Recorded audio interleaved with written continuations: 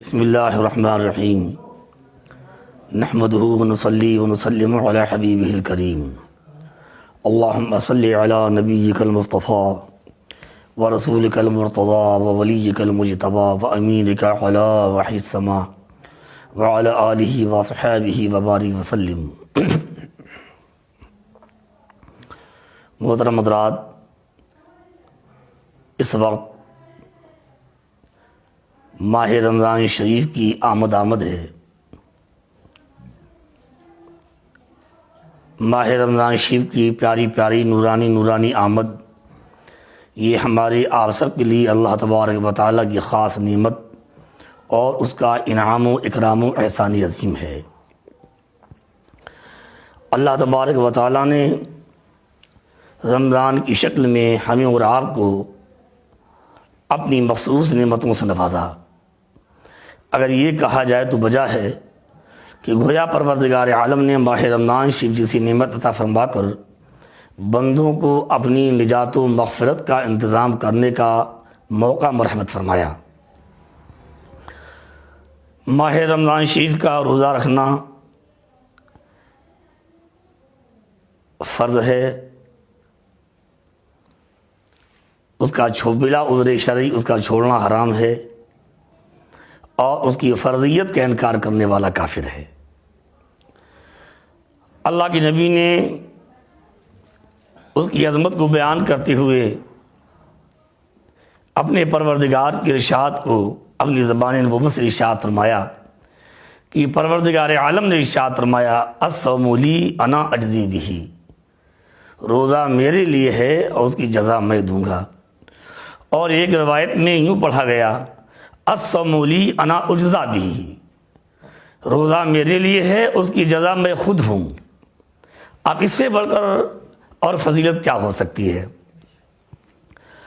تو ہمیں اور آپ کو چاہیے کہ ماہ رمضان آنے والا ہے، ہم ابھی سے اس کی تیاری شروع کر دیں، اور ماہ رمضان کے آنے پر ہم روزوں کی پابندی کریں اور اس کا ہر طرح ادب و احترام کریں۔ روزہ کسے کہتے ہیں یہ بھی سنتے چلیے، چونکہ زیادہ تفصیل کا وقت نہیں ہے، مختصر سے وقت میں چند باتیں مجھے آپ کی خدمت میں پہنچانی ہیں۔ صبح صادق سے لے کے غروب آفتاب تک کھانے پینے اور جماع سے اپنے آپ کو بنیت عبادت روک لینا، اس کو روزہ کہتے ہیں۔ اور کامل روزہ یہ ہے کہ آپ جس طرح اپنے آپ کو کھانے پینے اور جماع سے بنیت عبادت روکے رہیں، وہیں آپ یہ کوشش کریں کہ اپنے جسم کے ہر حصے کو اللہ اس کے رسول کی نافرمانی سے بچائیں۔ اپنے ہاتھ، اپنے پیر، اپنی زبان، اپنی آنکھیں، اپنے کان، ہماری آپ کی کوشش ہو کہ ہماری جسم کا ہر عضو، ہر حصہ اللہ تبارک و تعالیٰ اور رسول کریم صلی اللہ علیہ وسلم کی نافرمانی سے محفوظ رہے، گناہ سے محفوظ رہے، اور ہم اپنے اس جسم کے ہر حصے کو اللہ اس کے رسول کا فرما بردار بنا لیں اور اس کا مطیع و منقاد بنا لیں۔ پھر دیکھیے اللہ آپ کو کیسی کیسی نعمتوں سے نوازتا ہے۔ تو آپ ماہ رمضان کے آنے پر روزے کی پابندی کریں۔ 5 وقت کی نماز آپ پر ویسے بھی فرض ہے، مزید آپ اہتمام کریں۔ یہ رمضان کی برکتیں ہیں کہ ماہ رمضان شریف میں اللہ تبارک و تعالیٰ نفل میں فرض کا ثواب عطا فرماتا ہے، اور آپ فرض ادا کریں تو اللہ 70 گنا ثواب اس میں زیادہ فرما دیتا ہے۔ لہذا آپ کی یہ کوشش ہو کہ آپ فرائض بھی ادا کریں، سنن و نوافل کا بھی اہتمام کریں، اور جن لوگوں کی قضا نمازیں ذمہ باقی ہوں وہ نوافل اور سنن غیر مؤکدہ کی جگہ اپنی قضا نمازیں پڑھیں۔ اللہ تبارک و تعالیٰ اس میں بڑی برکتیں آپ کو مرحمت فرمائے گا۔ ماہ رمضان شریف میں آپ روزہ رکھتے ہیں، سحری کرتے ہیں، سحری بھی سنت ہے، اللہ کے نبی نے اس میں بڑی برکتیں بیان فرمائی ہیں، اور افطار بھی بڑی برکتوں والی چیز ہے۔ اللہ کے نبی نے فرمایا کہ افطار کے وقت روزے دار جو دعا کرتا ہے وہ اللہ تبارک و تعالیٰ کی بارگاہ میں مقبول ہوتی ہے۔ لہذا آپ فرائض و واجبات کو ادا کریں، اپنے آقا کی سنت کو ادا کریں، افطار کریں۔ اللہ آپ کو جو وقت دے تو اپنے وقت کو آپ گناہوں میں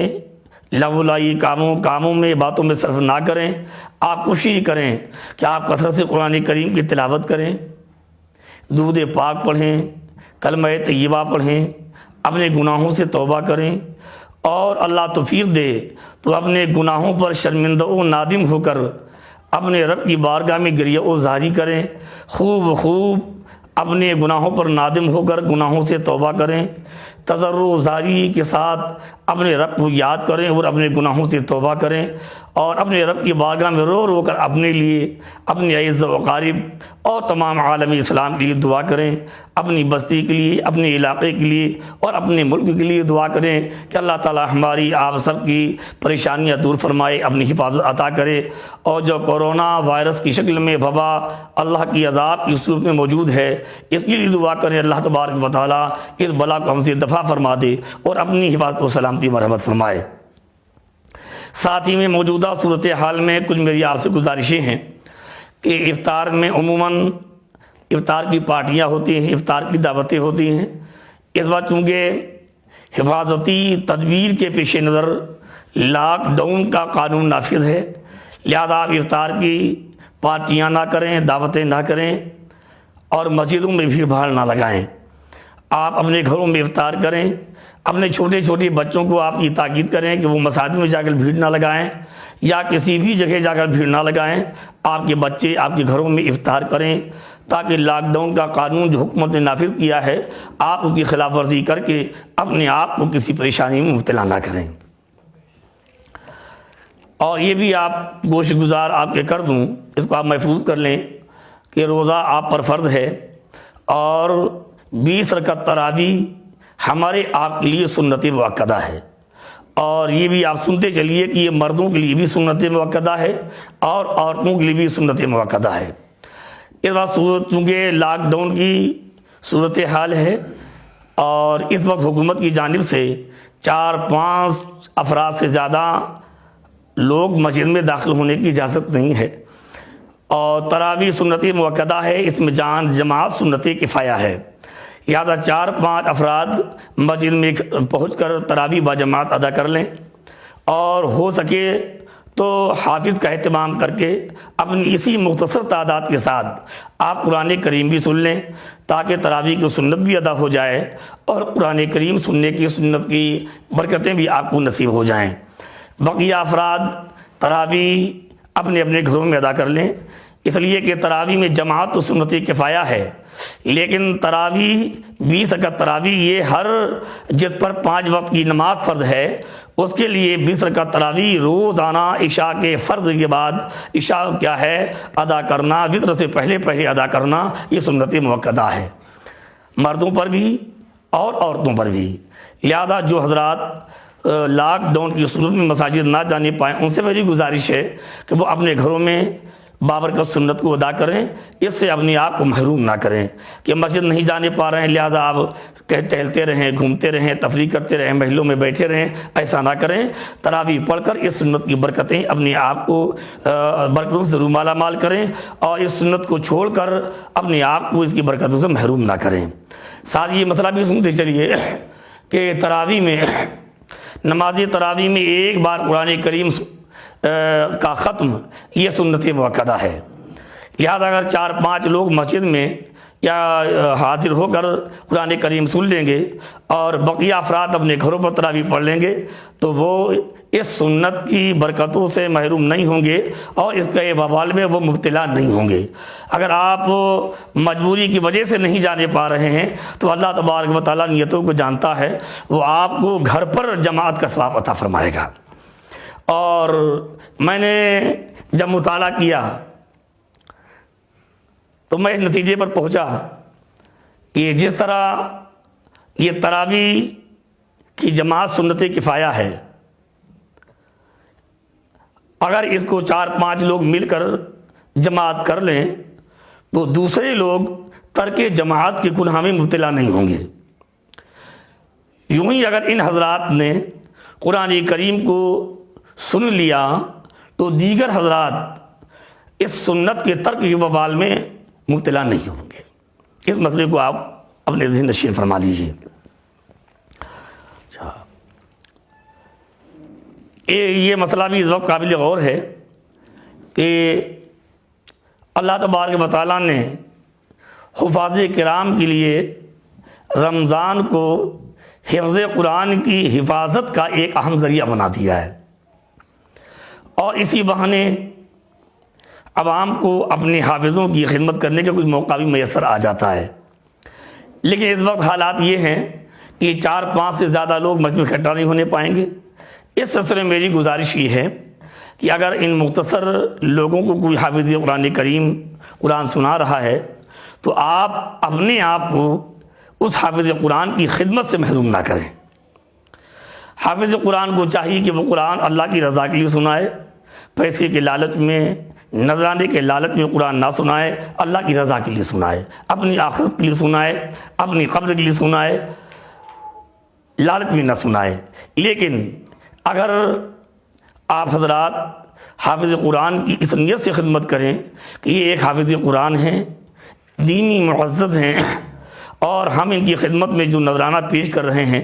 تحفے کے طور پر، ہدیے کے طور پر پیش کر رہے ہیں، قرآن کریم سنانے کی اجرت نہیں دے رہے ہیں، تو اس نیت پر اللہ آپ کو اجر عطا فرمائے گا۔ اور حافظ قرآن کو چاہیے کہ اگر ان کے برادران اہل سنت کوئی نذرانہ پیش کریں، برادران دین خدمت کریں، تو حافظ قرآن یہ تصور نہ کرے کہ یہ قرآن کریم کی اجرت ہے، بلکہ اگر صراحت کر دے تو اور بھی بہتر ہے کہ یہ میں قرآن کریم پیسے کے لیے نہیں سنا رہا ہوں، اللہ کی رضا کے لیے سنا رہا ہوں۔ اس کے بعد اگر نذرانہ ملے تو یہ تصور کرے کہ یہ ہمارے دینی بھائیوں نے مجھے تحفہ پیش کیا ہے، نذرانہ پیش کیا ہے، یہ میں قرآن کریم کی اجرت نہیں لے رہا ہوں۔ آپ سے گزارش ہے کہ آپ اپنے حفاظ کی، اپنے ائمہ کی خدمت کرنے کا خاص خیال رکھیں، اور ان کی خدمت سے اپنے آپ کو محروم نہ کریں، تاکہ ان کو مزید پریشانیوں کا ان حالات میں سامنا نہ کرنا پڑے۔ یہ میری بہت محبت کے ساتھ آپ حضرات سے گزارش ہے۔ ساتھ ہی اللہ نے اگر آپ کو مال دیا ہے، رمضان شریف کا مہینہ ہے، جہاں مالدار رہتے ہیں وہیں غریب بھی ہمارے سامنے ہیں۔ ہمارے محلے میں، ہماری بستی میں اگر ایسے غربا آپ کو نظر آئیں کہ جن کے یہاں سحری، افطار، کھانے کے انتظامات دشوار نظر آ رہے ہیں، اور اللہ نے آپ کو مال دیا ہے، تو آپ اللہ کی رضا کے لیے خاموشی سے آپ ان کی مدد کر دیجیے، کہ جس طرح آپ کے گھر میں افطار اور سحری کا انتظام ہو رہا ہے، ان کے گھر میں بھی سحری اور افطار کا انتظام ہو جائے۔ آپ اگر مالک نصاب ہیں تو اپنے مال کی آپ زکوٰۃ نکالیے، اور اس زکوٰۃ سے اگر آپ کے محلے میں، عیش و اقارب میں، بستی میں کچھ غربا ہیں جو مستحقین زکوٰۃ ہیں، تو آپ اپنی زکوٰۃ سے ان کی خدمت کرنے کا آپ پہلے خیال رکھیں۔ آپ اپنی زکوٰۃ سے ان کی خدمت کریں، اور ساتھ ہی ساتھ جہاں غربا، یتامہ، پریشان حالوں کی خدمت کا آپ خیال رکھیں۔ وہیں میری آپ سے گزارش ہے کہ جو دینی مدارس ہیں اس وقت اسلام اور سنت کی ترویج و اشاعت کا یہی ایک خاص اہم ذریعہ ہیں۔ لہٰذا میری آپ سے گزارش ہے کہ اس بابرکت موقع پہ جس طرح آپ گزشتہ حالات میں اپنی دینی مدارس کی خدمات کا خیال رکھتے تھے، اللہ تبارک و تعالیٰ توفیق دے تو ان موجودہ حالات میں بھی آپ دینی مدارس کی خدمات کا خیال رکھیں، تاکہ دین کی ترویج و اشاعت کا سلسلہ مسدود نہ ہو، یہ سلسلہ جاری رہ سکے۔ یہ میری بڑی محبت کے ساتھ آپ سے گزارش ہے۔ اور ایک گزارش اور بھی ہے کہ اس وقت جو رفاہی کام ہو رہے ہیں کہ بہت سے اہل ثروت اپنی مال سے غربا کی مدد کر رہے ہیں، بہت اچھا کام ہے، بڑا اجر و ثواب کا کام ہے، اس میں کوئی شک نہیں ہے۔ لیکن میرا ایک دینی مشورہ ہے کہ آپ اپنی زکوٰۃ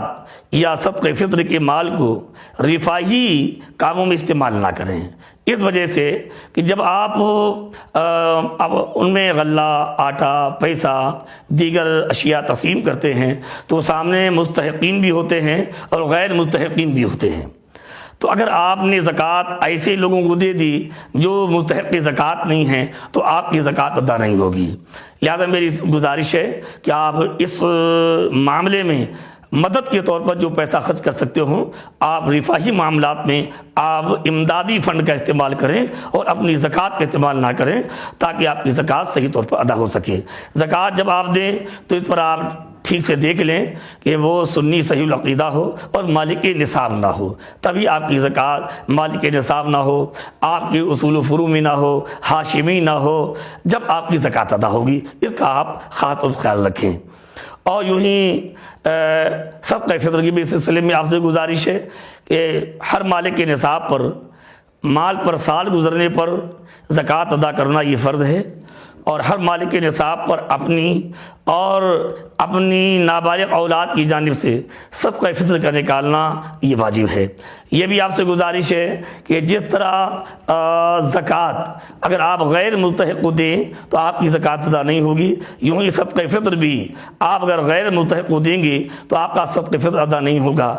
اور جو زکوٰۃ کے مستحقین ہیں وہ صدقہ فطر کی بھی وہی مستحقین ہیں، لہذا صدقہ فطر کی ادائیگی میں بھی آپ اس بات کا خاص طور پر خیال رکھیں۔ ساتھ ہی میں یہ مسئلہ بھی زیر غور ہے کہ اعتکاف کرنا رمضان کے عشرِ اخیرہ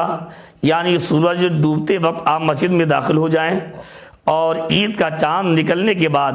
آپ مسجد سے باہر آئیں، اور یہ مسجد میں رکنا اللہ کی رضا کے لیے ہو، بنیت عبادت ہو تو اس کو اعتکاف کہتے ہیں، اور یہ اعتکاف سنت مؤکدہ کفایہ ہے۔ اگر بستی کا کوئی ایک فرد اعتکاف میں بیٹھ گیا تو ساری بستی بری ذمہ ہو جائے گی، اور کوئی بھی نہ بیٹھا تو ساری بستی گنہگار ہوگی۔ اب یہاں پر مجھ سے کوئی لوگوں نے یہ سوال کیا کہ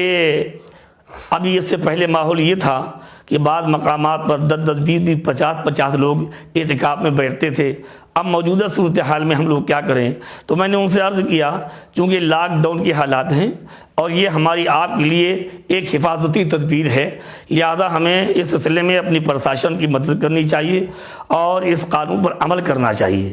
چونکہ سنت مؤکدہ کفایہ ہے۔ اگر کوئی ایک آدمی بیٹھ جائے گا ہماری سنت ادا ہو جائے گی، یہ ساری بستی بری ذمہ ہو جائے گی، لہذا اگر آپ اس سنت کو ادا کرنا چاہتے ہیں اور کرنا چاہیے تو 1 2 لوگوں سے بھی یہ سنت ادا ہو سکتی ہے۔ ایک صاحب بیٹھ جائیں، اگر اور ایک آدھ بٹھانا چاہتے تو اس کو بٹھا لیں، اور اس طرح آپ اپنی سنت کو ادا کر لیں۔ اگر مرد گھر میں اعتکاف کرنا چاہے تو نہیں ہو پائے گا، اس لیے مسجد کے لیے مرد کے اعتکاف کے لیے مسجد ہی چاہیے، چاہے وہ مسجد جامع ہو چاہے مسجد جماعت ہو۔ جامع مسجد میں بیٹھے یا اس مسجد میں اہتمام کرے جس میں 5 وقت کے لیے امام و مؤذن مقرر ہوں، بہتر یہ ہے۔ اور اگر ایسی جماعت مسجد میں اعتکاف کیا جہاں امام مؤذن مقرر نہ تھے تب بھی اس کا اعتکاف ہو جائے گا۔ ہاں، اگر ہماری ماں بہنیں اعتکاف کرنا چاہتی ہیں تو فرمایا گیا کہ اپنے گھر میں وہ کسی جگہ کو اپنی عبادت کے لیے مقرر کر لیں اور پھر اسی جگہ اعتکاف کریں، اور صرف ضرورت کے سوا اس جگہ سے وہ باہر نہ نکلیں، تو اللہ تبارک و تعالیٰ گھر میں اعتکاف کرنے پر ان کو جو اعتکاف کی برکتیں ہیں کہ میرے آقا نے فرمایا کہ اللہ اعتکاف میں 2 حج اور 2 عمرے کا ثواب عطا فرماتا ہے۔ تو ہمارے بھائی اس سنت کی ادائیگی کے لیے وہ طریقہ اختیار کریں جو میں نے ابھی بیان کیا، اور ہماری ماں بہنیں اعتکاف کرنا چاہتی ہیں تو وہ اپنے گھروں میں پہلے ہی سے ایک جگہ عبادت کے لیے مقرر کر لیں اور وہاں اعتکاف کر لیں، اللہ تعالیٰ ان کو 2 حج اور 2 عمرے کا وہیں ثواب عطا فرمائے گا۔ بس ہماری نیت میں اخلاص، للہیت اور اللہ کی رضا کی طلب ہونی چاہیے۔ میں جو ضروری باتیں کہی تھیں وہ میں نے گوش گزار کر دی ہیں۔ پھر میری آخر میں آپ سے اپیل ہے کہ تراویح میں آپ مساجد میں زیادہ بھیڑ بھاڑ نہ لگائیں، 4-5 افراد مساجد میں جا کر باجماعت تراویح کی نماز ادا کر لیں، بقیہ حضرات اپنے اپنے گھروں میں تراویح کا اہتمام کریں۔ ہاں، یہ ضرور گزارش ہے کہ بلا عذر شرعی مجبوری کے بغیر اس سنت سے اپنے آپ کو محروم نہ کریں، اپنے گھر میں اس سنت کو ضرور وہ ادا کریں۔ افطار کے وقت میری گزارش ہے کہ دیگر نمازوں میں بھی آپ ایسا ہی کریں کہ چند افراد جتنی حکومت نے اجازت دی ہے اتنے افراد پہنچ کر باجماعت نماز ادا کر لیں اور بقیہ افراد اپنے گھروں پر نماز ادا کر لیں۔ اور افطار کے وقت آپ سے گزارش ہے افطار کی پارٹیاں بھیڑ بھاڑ لگا کر نہ کریں، افطار کی دعوتیں بھیڑ کے ساتھ مجمع کے ساتھ نہ کریں، اور آپ اپنے گھر کے بچوں کو تاکید کریں کہ چھوٹے چھوٹے بچے مساجد اور دیگر مقامات پر جگہ بھیڑ نہ لگائیں بلکہ اپنے اپنے گھروں میں وہ افطار کریں، تاکہ لاک ڈاؤن کا جو قانون ہے اس پر باقاعدہ آپ کا عمل ہو اور ہماری قوم کسی پریشانی کا شکار باہر نہ ہونے پائے۔ اللہ تبارک و تعالیٰ کی بارگاہ شریف میں دعا ہے کہ رب قادر و قادر و مقتدر اپنے محبوب کے صدقے میں ہماری آپ سب کی حفاظت فرمائے۔ اور میرے پیارے بھائی، حدیث پاک میں فرمایا گیا کہ افطار کے وقت جو دعا کی جاتی ہے وہ اللہ کی بارگاہ میں مقبول ہوتی ہے، اور فرض نماز کے بعد جو دعائیں کی جاتی ہیں وہ دعائیں اللہ کی بارگاہ میں مقبول ہوتی ہیں۔ ایک حدیث پاک میں فرمایا گیا کہ یہ 100 بار سورہ الحمد شریف پڑھ کر اللہ کی بارگاہ میں جو دعا کی جاتی ہے وہ دعا اللہ کی بارگاہ میں مقبول ہوتی ہے، اور فرمایا گیا کہ درود پاک پڑھ کر جو دعا کی جاتی ہے وہ دعائیں اللہ کی بارگاہ میں مقبول ہوتی ہیں۔ تو میری آپ سے گزارش ہے کہ رمضان کے کا لمحہ لمحہ یہ دعاؤں کی مقبولیت کا وقت ہے، لہذا ہم کثرت سے درود شریف پڑھیں، اپنے گناہوں سے خوب توبہ کریں، قرآن کریم کی تلاوت کریں، اللہ نے توفیق دی ہو تو صدقات و خیرات خوب کریں، اپنے پریشان حال بھائیوں کی جس طرح ہو سکے آپ مدد کریں، اپنے لیے، اپنے ماں باپ کے لیے، اپنے اعزاء و اقارب کے لیے، اپنے شیخ کے لیے، اپنے مخدومات کے لیے، اپنے اساتذہ، اپنے تلامذہ کے لیے، تمام احباب کے لیے، تمام امت رسول اللہ کے لیے آپ دعا فرمائیں کہ اللہ تبارک و تعالیٰ اس وقت جو بلا ہم پر کورونا کی شکل میں نازل ہے، پروردگار عالم اس بلا کو دور فرما دے۔ اللہ ہماری بستی، ہمارے ملک اور تمام عالم میں اپنی حفاظت و سلامتی نازل کرے۔ میرے آقا رحمت عالم صلی اللہ علیہ وآلہ وسلم کی تمام امت کی اللہ تبارک و تعالیٰ حفاظت فرمائے، اور ہم سب کو پروردگار گناہوں سے سچی توبہ کی توفیق عطا کرے۔ میرے پیارے محترم، پھر آپ سے اخیر میں عرض کرتا ہوں کہ جو بلائیں آتی ہیں، جو مصیبتیں آتی ہیں، جو پریشانیاں آتی ہیں، وہ ہمارے گناہوں سے، بدعمالیوں سے آتی ہیں۔ ہمارے گناہوں کا گھڑا بھر چکا ہے، ظلم و تعدی عام ہو چکی ہے، بے شرمی، بے حیائی کا بازار گرم ہے، جدھر نظر ڈالیے اللہ کی نافرمانی، اس کے رسول کی نافرمانی، نہ نمازوں کا خیال ہے، نہ آج ہمیں شرم و حیا کا خیال ہے، نہ باپ کے ادب و احترام کا خیال ہے، نہ پڑوسیوں کے حقوق کا خیال ہے، نہ غریبوں کی مدد کا خیال ہے۔ ہر طرف گناہ ہی گناہ کا بازار گرم نظر آتا ہے۔ ایسا لگ رہا ہے کہ جیسے کہ ہمارے گناہوں کی وجہ سے اللہ کی رحمت کی نظر ہم سے ہٹی ہوئی ہے اور اس کا عذاب ہم پر نازل ہو رہا ہے، اور اللہ رحیم و کریم ہے، میرے سرکار رحمت عالم ہیں، جو ہم نہ معلوم کن کن عذابوں سے، بلاؤں سے بچے ہوئے ہیں، ورنہ اور میرا کیا حال ہوتا وہ اللہ ہی جاننے والا ہے۔ لہذا ہم رو رو کر، گر گڑا کر، اپنے گناہوں پر شرمندہ ہو کر، نادم ہو کر برابر اپنے گناہوں سے توبہ کریں، اور خوب اللہ کی بارگاہ میں اپنے لیے، تمام عالم اسلام کے لیے، تمام امت کے لیے، اپنے ملک کے لیے، اپنی بستی کے لیے دعا کریں۔ دعا خود ایک عبادت ہے، اور دعا کرنا اللہ کو بہت پسند ہے۔ نہ شرمندہ ہو جانا، نادم ہو جانا، توبہ کرنا، یہ بھی اللہ کو بہت پسند ہے۔ حدیث پاک میں جب بندہ توبہ کرتا ہے تو اللہ کی قدرت کہتی ہے کہ یہ بندہ سمجھتا ہے کہ میں سزا دے سکتا ہوں، تب تو یہ بندہ توبہ کر رہا ہے۔ لہذا توبہ کیجئے، دعائیں کیجئے، آنے والے رمضان کا ہر طرح ادب و احترام کیجئے،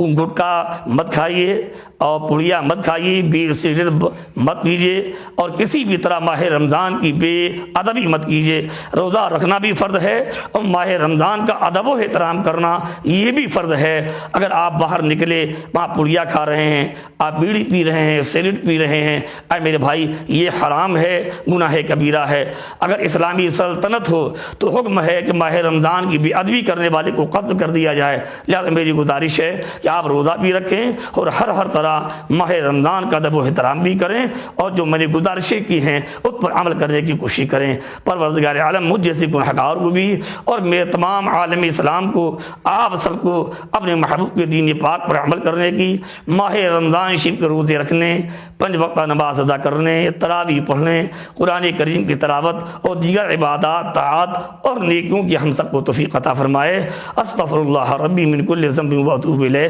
وآخر دعوانا ان الحمد للہ رب العالمین۔